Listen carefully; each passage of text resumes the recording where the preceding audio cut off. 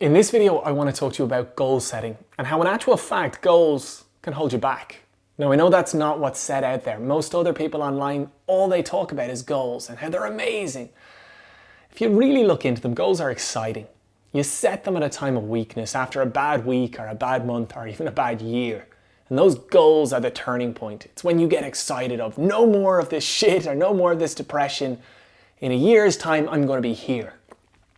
And that works for a lot of people. They get this big pump of endorphins, they feel great, but then they go into tomorrow. And their goals can sometimes remind them of how far away they are from them. And they can be quite depressing and upsetting. And in actual fact, when you look at it that way, some goals can do more harm than good. But the really interesting thing for me is when you zone in on those goals, they can focus you off on something that perhaps isn't actually what you ultimately want. Think of it, when you're low, what you want is very, very different to when you're high. That's what I want you to keep in mind. For me, the cutting edge has come from a completely different theory. It's just being present. It's focusing in on today. So let's take you back to that goal setting person who they wake up and they're reminded that they aren't where their goals are and they're dissatisfied with today. But don't worry, sacrifice today for the greater good of tomorrow when I have my goals. Let's call a spade a spade. That tomorrow never comes. Or it certainly hasn't from my experience. I found myself chasing goals for years. And it all changed when I adopted this theory. So what I do is I get up in the morning and I make the most of the day in front of me. For whatever jobs come my way, I do the best I can with them. And I try to finish the day setting myself up that little bit better for tomorrow.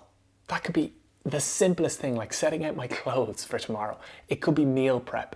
Or it could be making a bit of a start on the day. It could be setting my to-do list for tomorrow. It comes in varying forms, but the key thing is to set yourself up to be that little bit better off tomorrow. Now, I'm a big believer in momentum, and I think if you have a good day, it's all the easier to have a better day tomorrow, and it's all the harder to have a worse day tomorrow. On the flip side of that, if you have a bad day today, it's all the easier to have a bad day tomorrow. So let me take you back to that goal-setting Jamie, who's sacrificing today for the good of tomorrow. If I have a bad day today, it's all the easier to have a worse day tomorrow and all the harder to have a better day tomorrow. And as that compounds out, that descends into a downward spiral. Flip that on its head and get to this new theory where I had a good day today, I made the most of today and I set myself up to be that little bit better tomorrow.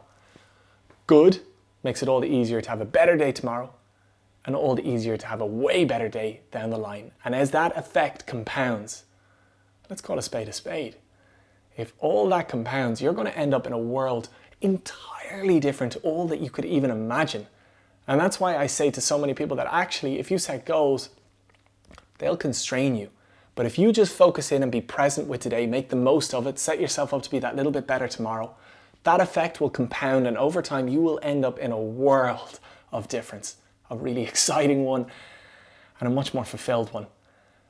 So that's the key message I want to impart in this video. And I really, really hope you take it on board. I really, really hope it brings you value.